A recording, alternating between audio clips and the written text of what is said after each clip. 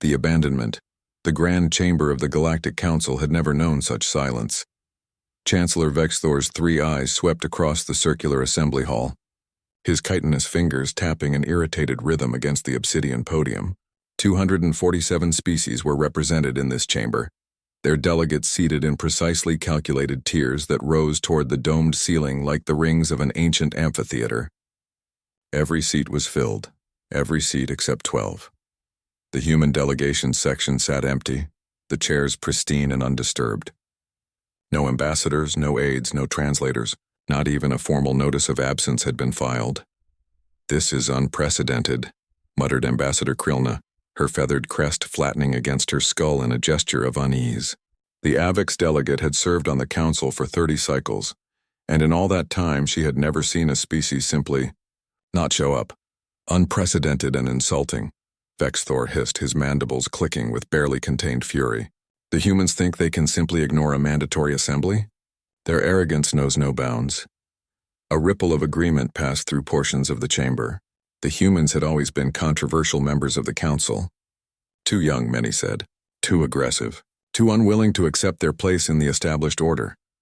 Perhaps we should investigate the cause of their absence before jumping to conclusions, Krilna suggested carefully. The humans have never missed a session before.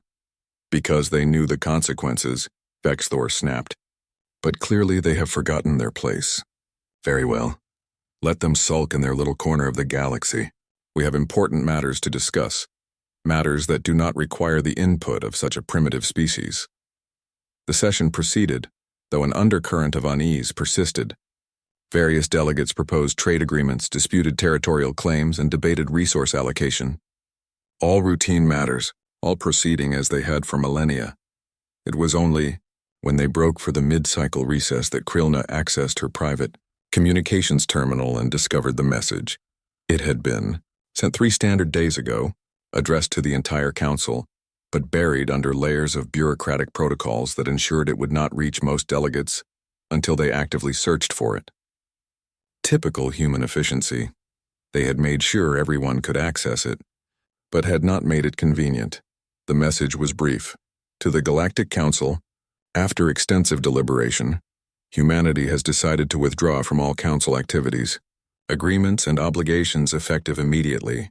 We will honor existing treaties with individual species on a case-by-case basis, but we no longer recognize the authority of the Council over human affairs. We wish you all the best in your future endeavors. This decision is final. Do not contact us. Respectfully, Ambassador Chen Wei, final human representative to the Galactic Council.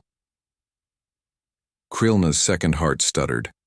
She read it again, searching for some hint of negotiation, some opening for dialogue. There was none. Her talons trembled as she forwarded the message to Chancellor Vexthor's terminal, then sat back in her chair, memories flooding through her mind. 3 months ago, the council chamber had been filled with shouting. The humans had presented evidence, irrefutable, documented evidence, that the Vrex Collective had been conducting illegal genetic experiments on human colonists in the outer reaches. 12 settlements, thousands of victims, men, women, and children subjected to horrific procedures in the name of research. Ambassador Chen had stood at the center of the chamber, her dark eyes blazing with controlled fury as she displayed image after image of the atrocities. "We demand justice," she had said, her voice steady despite the rage that surely burned within her. "We demand that the Vrex Collective be held accountable for these crimes against humanity, and that reparations be made to the victims and their families." Chancellor Vexthor had barely glanced at the evidence. "The Council finds these claims to be exaggerated. The Vrex Collective is a valued member of our assembly, and their research programs are vital to galactic advancement. Humans should feel honored to contribute to such important work." "Honored?" Chen's voice had cracked like a whip. "You call torture and murder an honor?" "We call it perspective," Vexthor had replied coldly. "Your species is young. You do not understand the greater good that requires sacrifice from all members of the galactic community." "The greater good doesn't include consent?" Chen had asked, her voice dangerously quiet. "Consent is a luxury, not a right," Vexthor had said, and the chamber had erupted into chaos. Krilna had watched as Ambassador Chen stood perfectly still in the center of that storm, her face an unreadable mask. Then, without another word, the human had gathered her materials and walked out. She had not returned since. Now, staring at the final message on her screen, Krilna understood. The humans hadn't been preparing arguments or gathering more evidence. They had been quietly, methodically extracting themselves from every council system, every shared protocol, every joint venture. They had been saying goodbye. This is absurd. Vexthor's voice boomed through the chamber when the session reconvened and he announced the human withdrawal. Let them go. Let them hide on their little homeworld and see how long they survive without the protection and resources of the council. They control 17 star systems now, someone pointed out. Hardly a little homeworld. 17 systems out of millions, Vexthor scoffed. They are nothing. Less than nothing. The council functioned for 10,000 years before humans stumbled into space, and it will function for 10,000 more after they are forgotten. The vote to formally accept humanity's withdrawal was unanimous. No one wanted to appear weak by protesting. No one wanted to suggest that humans might actually matter. Krilna abstained. But her vote wouldn't have changed anything anyway. The first sign that something was wrong came 18 hours later. The Galactic Trade Network, a vast interconnected system that facilitated commerce between thousands of worlds, began experiencing sporadic failures. Minor at first, delayed transactions, missing routing data, corrupted shipment manifests. The kind of glitches that happened occasionally and were quickly resolved, except they weren't resolved. They multiplied. It's the humans, reported Techmaster Zix, a crystalline being whose entire existence was devoted to maintaining the trade network. They've removed their nodes from the system. So? Vexthor demanded. Route around them. That's what networks do. I can't, Zix said, its crystalline structure flickering with distress. The human nodes weren't just participants in the network. They were load balancers, traffic managers. They handled the translation protocols between incompatible systems. Without them, the network is trying to force direct connections between species whose computer languages are literally toxic to each other. Then fix it, Vexthor roared. I don't know how, Zix admitted.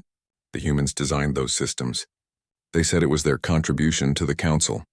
We never bothered to learn how they worked because they always just worked. The failures spread. Communication relays that had functioned flawlessly for decades suddenly went dark. Not all of them, just enough to be disruptive, just enough to require rerouting through slower, less efficient channels. The humans maintained the relay stations in the dead zones, explained Communications Director Prill. Those regions of space where natural interference makes traditional relay technology unreliable. They developed specialized equipment that could function there. Without their maintenance teams, the relays are failing. Why did we allow them to maintain such critical infrastructure? Vexthor demanded. Pryl's appendages writhed uncomfortably. Because they volunteered, and because no one else wanted to work in the dead zones. The conditions are extremely unpleasant for most species. Humans seem to thrive there. More reports flooded in throughout the day. The Galactic Medical Database, which cataloged treatment protocols for every known species, was experiencing access issues. Human researchers had developed the indexing system that made it functional across so many different biological frameworks. The Universal Translation Matrix, which allowed real-time communication between any two species in the galaxy, was developing lag times. Humans had optimized the processing algorithms. Even the Council's own security systems showed vulnerabilities. Humans had been responsible for periodic security audits and penetration testing. Krilna watched it all unfold with a sick feeling in her crop. She pulled up the records of human involvement in Council operations and felt her crest go completely flat. They were everywhere, not in obvious ways, not in positions of power or prominence, but in the background, in the infrastructure, in the 10,000 small systems that everyone took for granted because they simply worked. Humans had made themselves useful, indispensable even, and everyone had been too arrogant to notice. She thought back to something Ambassador Chen had said once, during a quiet moment in the delegates' lounge. They had been discussing humanity's role in the Council, and Chen had smiled. That peculiar expression that humans use to convey both amusement and something darker. My people have a saying, Chen had told her. You never know what you have until it's gone. What does that mean? Krillna had asked. It means that people tend to overlook the things that work smoothly, Chen had replied. They only notice them when they stop working. Now watching the council scramble to address cascading failures across dozens of systems, Krillna finally understood. The humans hadn't just withdrawn from the council. They had removed their hands from the machinery they had been maintaining, and now the council was finally seeing just how much of that machinery depended on those quiet, efficient, underestimated human hands. Chancellor Vexthor stood at his podium, mandibles clicking furiously as reports continued to pour in. This is sabotage, he declared. The humans are deliberately causing these failures. No, Krillna said quietly, but her voice carried in the sudden silence. They're not causing anything. They're simply not fixing things anymore. Everything that's failing now, we broke it ourselves. The humans were just too polite to mention that they were the ones keeping it running. Vexthor glared at her with all three eyes. Then we will learn to fix it ourselves. We do not need humanity. Krillna looked at the empty seats where the human delegation had once sat, and she felt a chill run through her feathers. I hope you're right, Chancellor, she said softly, because I have a terrible feeling that we've only just begun to discover what we've lost. In the hours that followed, as the council worked frantically to address the growing list of failures, no one noticed that the human diplomatic station in orbit around the council homeworld had quietly powered down and departed. No one noticed that human trade ships were beginning to avoid council space entirely, rerouting through longer but more stable paths. No one noticed that humans were withdrawing not just politically but practically from every shared system they had helped build. Not yet, but they would. The humans had been silent partners in the machinery of galactic civilization, and now that they had withdrawn their labor, their silence would speak louder than any declaration. The price of that silence was only just beginning to come due, the unraveling. The Galactic Council had existed for 12,000 years. In that time, it had weathered wars, plagues, economic collapses, and the extinction of entire species. It had always survived. It had always adapted, but it had never faced silence like this. 3 weeks after humanity's withdrawal, the failures had escalated from inconvenient to critical. What had begun as technical glitches had metastasized into a full-blown infrastructure crisis that threatened the stability of the entire galactic community. Ambassador, Krillna stood in the Emergency Operations Center, surrounded by holographic displays showing cascading red alerts across dozens of sectors. Each blinking warning represented another system failure, another breakdown in the intricate web of civilization that had seemed so solid just a month ago. The outer rim trade lanes are completely unusable, reported Trade Coordinator Ven, his gelatinous form pulsing with distress. Without the human navigation buoys, ships can't safely traverse the gravitational anomalies in that region. We're losing 17% of all galactic commerce. Reroute through the core lanes, Chancellor Vexthor ordered from his seat at the center of the operations hub. The core lanes are already operating at 140% capacity, Ven replied. Any more traffic and we'll have collision incidents. The safety protocols can't handle. The safety protocols are human-designed, interrupted Security Chief Daxron, his scales rippling with frustration. Which is part of our problem. We're discovering that humans wrote or significantly modified approximately 60% of all Council operational software. Krillna felt her second heart skip. 60%? And that's a conservative estimate, Daxron continued. They were very thorough in their integration. Every major system has human fingerprints on it. Navigation, communications, power distribution, waste management, atmospheric processors, medical databases. How did we not know this? Vexthor demanded. Because we never looked, Krillna said quietly. They volunteered for the tedious work, the unglamorous maintenance, the background tasks that no one wanted to think about. And we let them, because it freed us to focus on more important matters. An alarm chimed and a new crisis appeared on the displays. The Crixie delegation was requesting immediate assistance. Their embassy's life support system was failing. The environmental controls that maintained their methane-based atmosphere were malfunctioning. That system was installed by human contractors 7 years ago, someone reported. They've maintained it ever since. Then contact the human maintenance team. Vexthor snapped. They've withdrawn all personnel from Council space, Daxron replied, as per the terms of their departure notice. All human workers, contractors, technicians, and advisors have returned to human space. They're not responding to communications.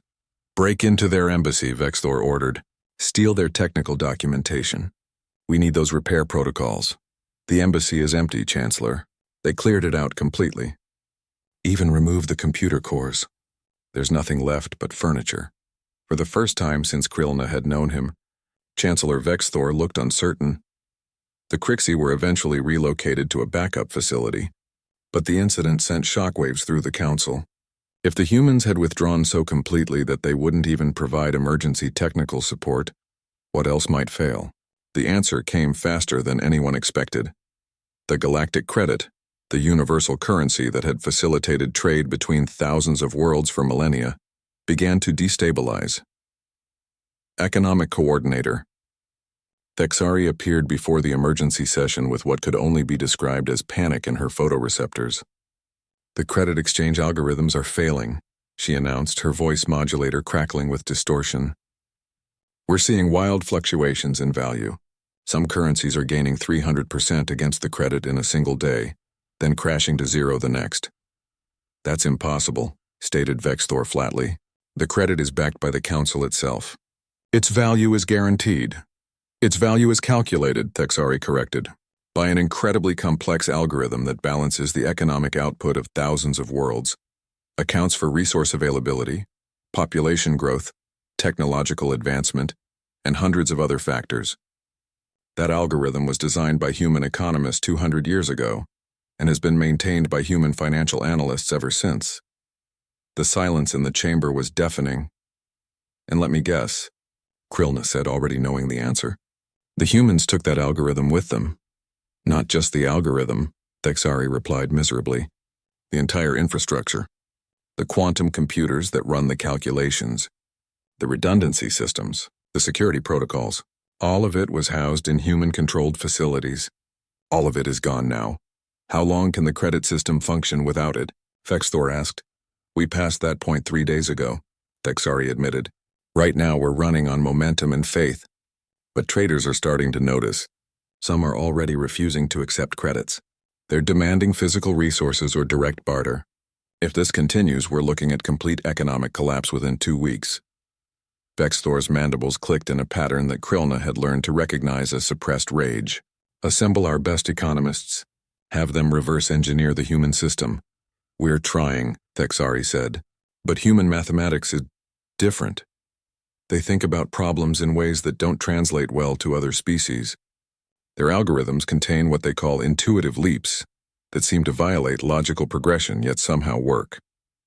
We've had our best minds examining the fragments of code we still have access to, and honestly, we don't understand how they did what they did. That was when Krillna realized the true scope of what was happening. This wasn't just about systems failing. It was about the revelation that humans had been operating on a level that the Council had never acknowledged or appreciated. They hadn't just been useful, they had been exceptional, and everyone had been too blinded by their own arrogance to see it. The military implications became apparent in Week 4, the Council Defense Grid, a network of automated weapons, platforms and shield generators that protected inhabited worlds from pirates, raiders, and other threats, began showing critical vulnerabilities. The grid's AI is degrading, reported Defense Minister Crix, his armored carapace clattering with agitation. Without regular updates from the human cybersecurity teams, it's becoming predictable. Worse, it's being exploited. Exploited how? Vexthor demanded. Pirate attacks have increased by 400% in the past week, Crix replied grimly. They're using tactics that our grid can't defend against. Tactics that seem specifically designed to exploit weaknesses in our current configuration. Krillna's crest flattened. The humans designed penetration tests for our security systems. They knew every vulnerability. Are you suggesting the humans are sharing our security flaws with pirates? Vexthor's voice was dangerously low. No, Krillna said carefully. I'm suggesting that the humans kept our systems secure by constantly testing them and patching vulnerabilities. Without that constant vigilance, the pirates are discovering the same weaknesses the humans already knew about. Then we'll update the grid ourselves. With what? Crix asked. The updates were written in human code languages. We don't have programmers who can work in those frameworks. We're trying to train them, but it will take years and we need solutions now. Another alarm. Another crisis. A shipping convoy attacked in a supposedly secure sector. 12 vessels lost. Thousands of casualties. The reports kept coming, each one worse than the last. Water purification systems failing on colony worlds. Hospitals unable to access critical patient data. Transportation networks grinding to a halt as traffic management systems crashed. Every single system the humans had touched, every improvement they had made, every optimization they had implemented, was either failing or being revealed as far more critical than anyone had realized. Krillna spent sleepless nights reviewing records, trying to understand how this had happened. How had one species become so deeply integrated into the Council's infrastructure without anyone noticing? The answer, she finally realized, was painfully simple. They had noticed. They just hadn't cared. Every council meeting had included reports on human activities. Every budget had line items for human contractors. Every technical manual had listed human contributors. The information had always been there. The council just hadn't valued it. Why would they? Humans were young, primitive, insignificant. Their contributions were accepted the way one might accept the work of a servant. Used, but not respected. Now the servants had left, and the masters were discovering they had forgotten how to do anything for themselves. In week 5, Chancellor Vexthor called another emergency session. We have attempted to reverse engineer human systems, he announced. We have failed. We have attempted to replace human infrastructure with our own solutions. We have failed. We have attempted to simply brute force our way through these problems with superior numbers and resources. He paused, his 3 eyes surveying the assembled delegates. We have failed. The admission sent ripples of shock through the chamber. Vexthor never admitted failure. Our current projections show complete economic collapse within 10 days, he continued. Critical infrastructure failures within 20. Breakdown of civil order on multiple worlds within 30. These are not acceptable outcomes. What are you proposing? Asked someone from the upper tiers. Vexthor's mandibles clicked slowly. We need the humans back. Impossible, shouted several delegates at once. They told us not to contact them. They don't get that choice, Vexthor snarled. We are the Galactic Council. We represent thousands of species and billions of worlds. One upstart species doesn't get to hold us hostage.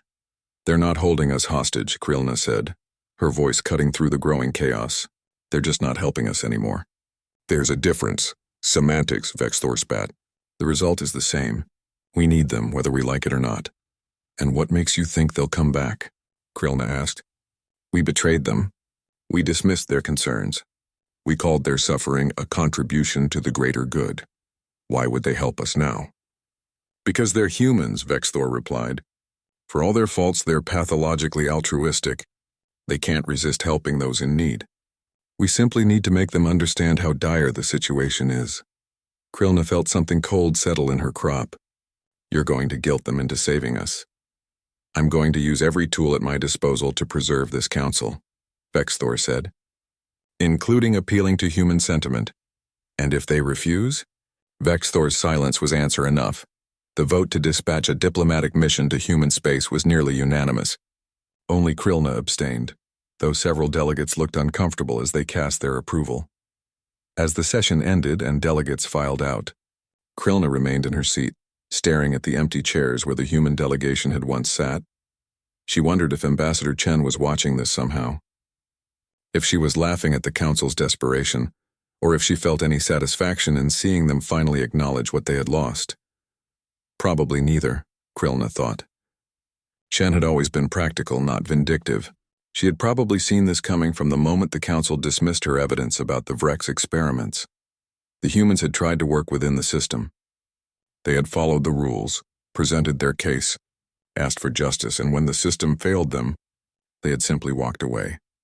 Now the system was collapsing, and the council expected them to come running back to fix it. Krillna activated her communication terminal and began composing a personal message to Ambassador Chen. It would probably be ignored. The humans had made their position clear, but she had to. Someone needed to apologize. Someone needed to acknowledge that this catastrophe was earned, not inflicted. Someone needed to tell the truth. The council had broken itself, and now it was begging the people it had wronged to pick up the pieces. She just hoped the humans were feeling merciful. Because if they weren't, the Galactic Council, that 12,000-year-old institution that had weathered every crisis imaginable, was going to collapse under the weight of its own arrogance. And honestly, Krillna thought as she sent her message into the void, maybe that wouldn't be such a bad thing after all. The Reckoning. The Council delegation's ship dropped out of hyperspace at the edge of the Sol system, and for a long moment no one spoke. Earth hung in the viewport like a blue and white jewel, serene and untouched by the chaos consuming the rest of the galaxy. Around it orbited hundreds of space stations, defense platforms, and the massive ring city of Olympus Station that served as humanity's primary orbital hub. It all looked so peaceful. "They're not responding to hails," reported Communications Officer Zill, his tentacles twitching nervously. "They're scanning us, but they're not opening channels." Chancellor Vexthor, who had insisted on leading the delegation personally, clicked his mandibles in frustration. "Keep trying. They can't ignore us forever." Ambassador Krillna, who had reluctantly joined the mission, wasn't so sure. The humans had proven remarkably capable of ignoring the Council when they chose to. After 20 minutes of silence, a voice finally came through the speakers, professional, polite, and completely devoid of warmth. "Council vessel, this is Sol Defense Command. You are in violation of human space. State your purpose or be escorted out of the system. Not welcome, not greetings. Just state your purpose." Vexthor leaned forward. "This is Chancellor Vexthor of the Galactic Council. We request an immediate audience with your leadership regarding urgent matters of galactic security." A pause. Then, "Chancellor Vexthor, your delegation is not recognized or authorized. Please exit the system. We must speak with someone in authority." Vexthor insisted, his voice rising. "The Council faces an existential crisis. Billions of lives are at stake." Another pause, longer this time. When the voice returned, it had changed. Older, female, tinged with an accent Krillna didn't recognize. "Chancellor Vexthor, this is Admiral Sarah Martinez, Sol Defense Command. I'm aware of the Council's current difficulties. I'm also aware that humanity formally withdrew from the Council 6 weeks ago and explicitly requested no further contact." What part of that message was unclear? Vexthor's mandibles clicked rapidly, a sign of barely controlled rage that Krillna had learned to recognize. "Admiral, we acknowledge that there were disagreements in the past, but this situation transcends politics. The galactic economy is collapsing. Critical infrastructure is failing. Without human assistance, billions will die." "I see," Martinez replied, her tone unchanged. "And this is somehow humanity's responsibility?" "You built the systems," Vexthor exploded. "You integrated yourselves into our infrastructure. You made yourselves indispensable and then abandoned us. That's sabotage." The silence that followed was so complete that Krillna could hear the soft hum of the ship's engines. When Martinez spoke again, her voice was sharp as diamond. "Chancellor, let me make sure I understand your position. Humanity volunteered to help maintain Council systems. We did that work faithfully for 2 centuries. We asked for nothing except basic respect and the same protections afforded to other Council species. When that respect was denied, when our people were experimented on like lab animals and the Council called it an honor, we left. And now you're calling that sabotage? You had an obligation." "We had no obligation," Martinez cut him off. "We had a contract. You broke it when you refused to protect our people. Our departure was legal, properly documented, and in full compliance with Council bylaws. You don't get to change the rules because you're suddenly in trouble." Krillna activated her own communication channel. "Admiral Martinez, this is Ambassador Krillna of the Avic Sovereignty. May I speak?" A brief pause. "Ambassador Krillna, I remember you. You abstained from the vote on the Vrex matter. Go ahead. Admiral, I want you to know that some of us understood what the Council was losing when humanity withdrew. Some of us tried to warn them. We failed. And you're right. The Council broke faith with your people. But the species suffering now are not the ones who made those decisions. Millions of innocents on hundreds of worlds are facing starvation, disease, and death because their leaders were too arrogant to value what they had." "I'm aware," Martinez said quietly, "and I wish I could say that doesn't affect me. But my orders are clear. Humanity is no longer involved in council affairs. Your orders come from whom? Krillna asked. Is there someone we could speak with? Someone with the authority to reconsider? Another pause. Then, stand by, the channel went silent. The delegation waited, tensions rising with each passing minute. Finally, a new voice joined the channel, younger, male, with an odd flat quality that suggested he was speaking from a prepared statement. Chancellor Vexthor, Ambassador Krillna, this is Secretary General James Morrison of the United Human Commonwealth. I've been authorized to meet with your delegation. You may dock at Olympus Station Bay 7. You will be escorted at all times and your visit will be limited to 4 hours. Do you accept these terms? We accept, Vexthor said quickly. Before anyone could object, Olympus Station was breathtaking. Krillna had seen the schematics. Before, she'd reviewed them when the humans first proposed building a ring city in Earth, orbit, but the reality was something else entirely. The structure encircled the entire planet, a band of gleaming metal and transparent aluminum housing tens of millions of humans and serving as the hub for their expanding interstellar civilization. They were escorted through corridors filled with humans going about their daily lives, workers in coveralls, students carrying data pads, families with children.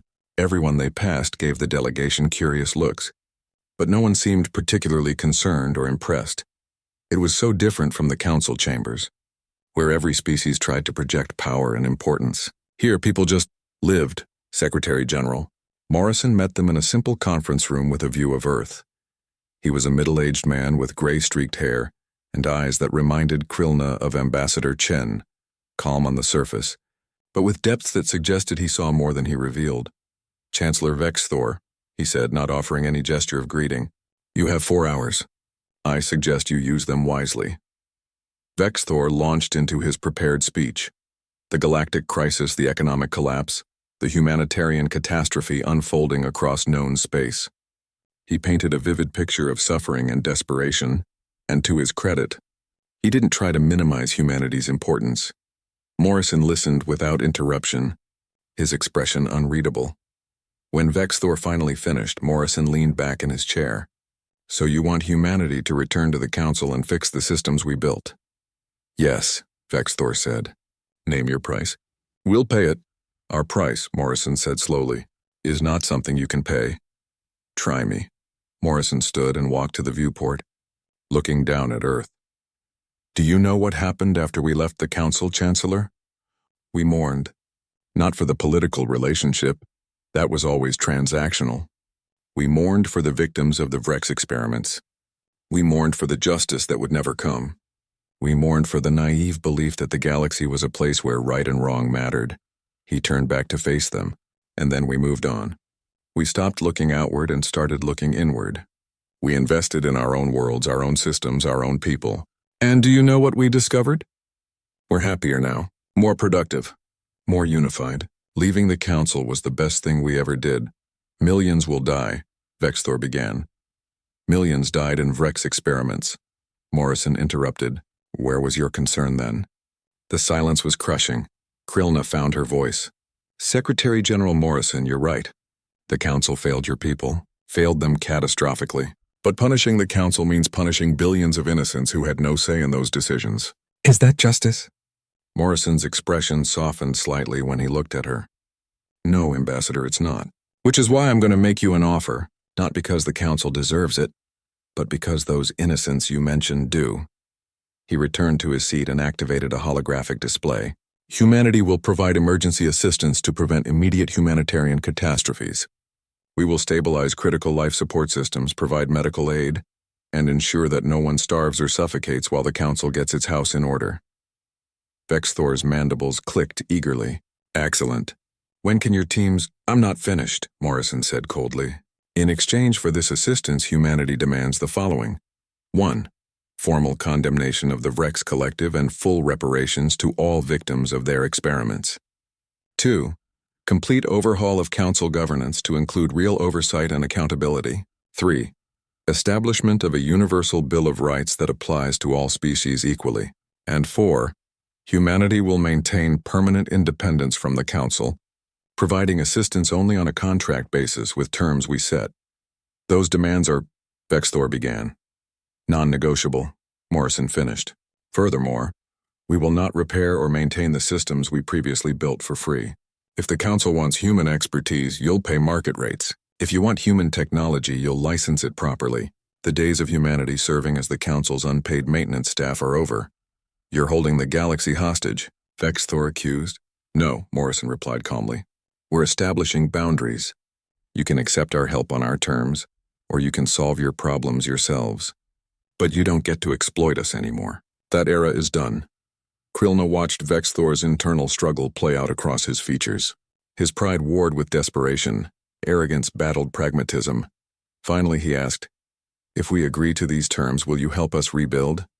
"We'll teach you to rebuild yourselves," Morrison corrected. "We'll provide expertise and guidance, but the work will be yours. We're not interested in being indispensable anymore. We learned that lesson." Vexthor's mandibles clicked in what might have been resignation. "I need to consult with the Council." "You have 72 hours, Morrison said. "After that, our offer expires and you're on your own." The delegation's ship was silent on the return journey. Vexthor retreated to his quarters immediately, leaving Krillna alone with her thoughts.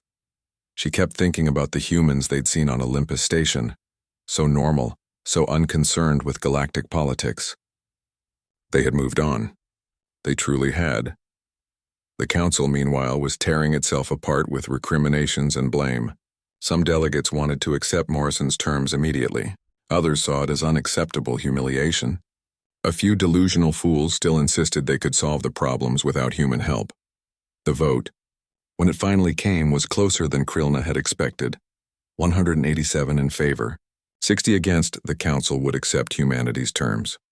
6 months later, Krillna stood in the rebuilt Council chamber, smaller now, with fewer delegates and significantly less grandeur.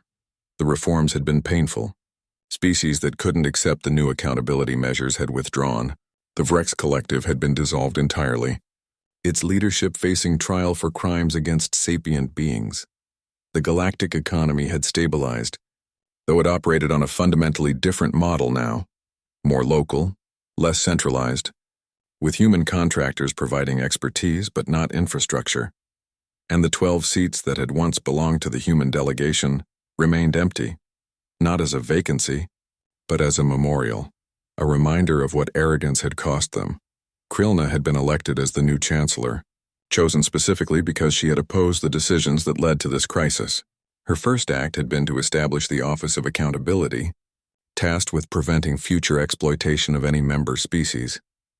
Her second act had been to send a message to Secretary General Morrison, thanking him for his mercy and acknowledging that humanity's withdrawal had been both justified and necessary. His response had been brief. "We hope the Council has learned from this. We wish you well." No offer to return, no suggestion of renewed membership, just well wishes and a clear boundary. The Council had survived, but it had fundamentally changed. It was smaller, humbler, more careful, and perhaps, Krillna thought, that was exactly what it needed to be. She looked at those 12 empty seats and remembered Ambassador Chen's words. "You never know what you have until it's gone." The Council had learned that lesson the hard way. The galaxy had learned it too. And humanity?